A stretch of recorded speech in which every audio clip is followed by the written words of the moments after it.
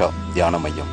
சமயம் சடங்கு ஒரு இனம் சார்ந்த இடமே இல்லை. இதுக்கு யார் வேணாலும் வரலாம், தியானம் பண்ணலாம், பலன் பெறலாம். நான் இதை ஒரு சமுதாய மாற்றமா யோசிக்கிறேன்.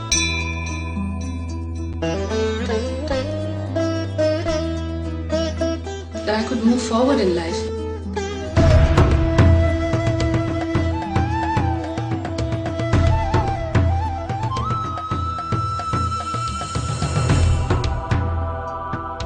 ஈஷா யோகா.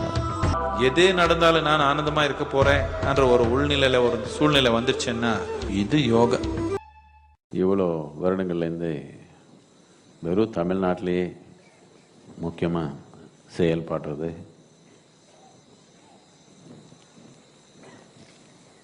தமிழில் வெறும் 33 வார்த்தை தான் எனக்கு தெரியும். அப்படி இருந்தாலும் தமிழ்நாட்டிலேயே எல்லா செயல் செய்கிறது, தமிழ்லையே பேசிக்கிறது எல்லாமே நிறைய பேருக்கு ரொம்ப ஆச்சரியமாக தான் இருக்குது. இதுக்கு நிறைய காரணங்கள் இருக்குது.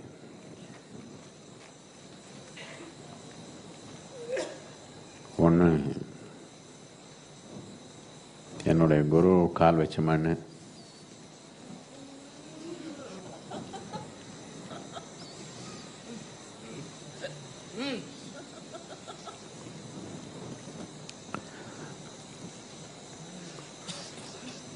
அதுக்கு மேலே பெரிய உண்மை, அதுக்கு மேலே பெரிய நன்மை, ரெண்டு புரியாத ஆள் நான். அவ்வளோதான் தெரியும் எனக்கு.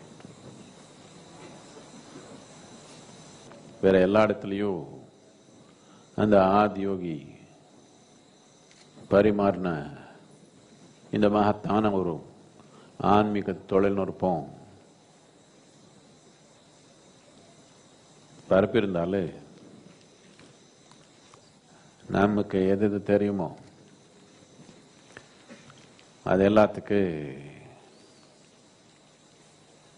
தந்தையா இருக்கிற அந்த அகஸ்திய முனி அடிப்படையா செயல் செஞ்சது இந்த தென்னிந்தியாவில் தான். திருப்பி ஆன்மீகம்ன்றது ஒரு மத்தமா இல்லாம,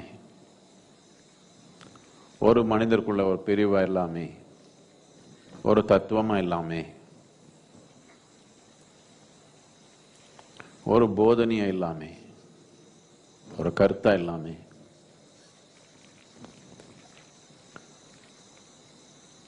வாழ்க்கை முறையா, ஒரு கலாச்சாரமா இந்த தொழில்நுட்பம் மனித வாழ்க்கையில திருப்பி ஒரு கலாச்சாரமா நம்ம கொண்டு வரணும்னா அதுக்கு தேவையான அடிப்படை இருக்கிறதுல இன்னும் கொஞ்சம் சக்தியான இடம்னா தமிழ்நாடு தான். நம்ம கலாச்சாரத்தில் ஆன்மீகம்ன்றது உயிரோட்டமாக இருக்கிற ஒரு தன்மையாக நாம் கொண்டு வரணும். எதுக்கு இது தேவை?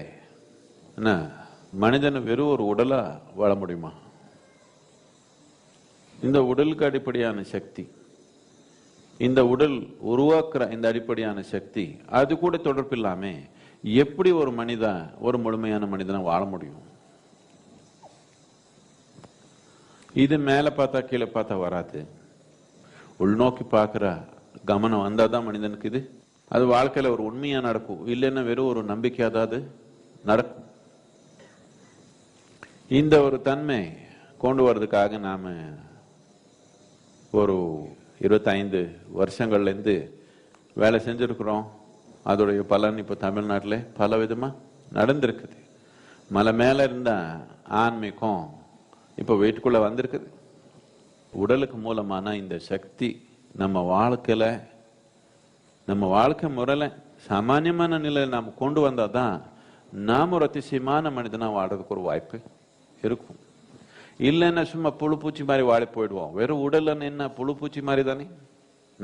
சாப்பிடுறது, தூங்குறது, என்ன பிறக்கிறது. புழுப்பூச்சி எல்லாம் பண்ணலையா? தவளை பாருங்க எவ்வளவு நல்லா சாப்பிட்டுக்குது, நல்லா என்ன பிறக்கிறாங்க அவரு கூட உங்களுக்கு மேல.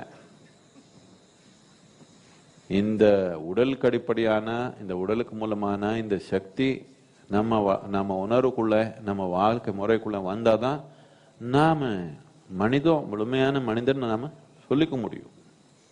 இந்த உடலுக்கு அடிப்படையான சக்தி எது, அது முக்கியமானது. அதை நாம் நல்லபடியா கவனிச்சு வந்தா, அதனால பார்த்து வந்தா நமக்கு எந்த ஒரு இது இல்லாம நாம் வாழ முடியும். இந்த ஒரு உணர்வு வச்சு வாழ்ன ஒரு கலாச்சாரம் நம்ம நாடே நம்ம ஒரு கோயிலா மாத்திக்கணும். வெறும் அறிகுறியா வச்ச பத்தாது. நம்ம நாட்டுக்கு, தமிழ்நாட்டுக்கு நாம கோயில் அறிகுறியா வச்சிருக்கிறோம். சும்மா அறிகுறியா வச்சுக்கலாமா? இல்ல நம்ம இது கோயிலாவே மாத்திக்கலாமா? கோயிலா மாத்திக்கணும். ஆனா எல்லா இடத்துல பூஜை பண்ணிக்கணுமா? அப்படி இல்லை. நம்ம வாழ்றதே ஒரு பூஜை மாதிரி இருக்கணும். நம்ம வாழ்ற தன்மை ஒரு பூஜை மாதிரி இருக்கணும். எப்போ நம்ம அப்படி இருப்போம்னா, நம்ம உணர்வுல எது கூட இருந்தாலும் நமக்கு அது அந்த ஆன்மீகத்து தொடர்பு இருந்தா தான் நாம ஒரு படி எடுத்தாலும் ஒரு மூச்சு எடுத்தாலும் ஒரு பூஜை மாதிரி நடத்திக்க முடியும். நாம அந்த தொடர்பு இல்லாம இருந்தா மிருகத்து மாதிரி போய்க்குவோம்.